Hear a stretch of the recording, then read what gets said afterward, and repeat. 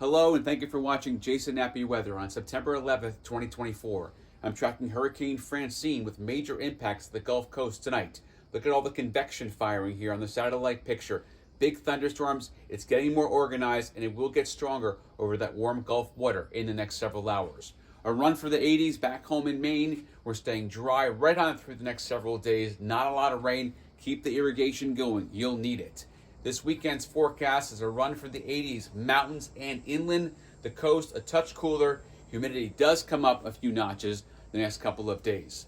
On the satellite picture, it's clear. Blue sky here in the backyard. Some clouds coming into the western mountains down from Canada, but that's it. We're sunny with low humidity, high pressure in control. High pressure on top of us really means that we're not going to have as much wind we saw a couple of days ago. Mountain 77, inland about that, and the coast 75. Picture perfect for that walk at the beach or that hike. Make sure you are prepared though. If you're going up in the mountains, a touch cooler there. Down east, mid-coast and southern coast for the mariners, it doesn't get much quieter than this. Seas around 2 feet and the wind will be light. Let's talk about Francine now. On the water vapor imagery, dry air working into that storm. That's like kryptonite for a hurricane. It doesn't like dry air. So that's been keeping the storm leveled off. But hurricane hunters are flying in, finding the storm is strengthening, and it does still have very warm water in the western Gulf of Mexico. So that will fuel the storm and make landfall tonight in Louisiana as a Category 2, close to a Category 3, but once it goes over land, it will start to fall apart when that dry air and the wind shear kind of knocks it down. So once it gets on land, this is not going to strengthen and ramp up. It will die down quickly. But storm surge, a major factor.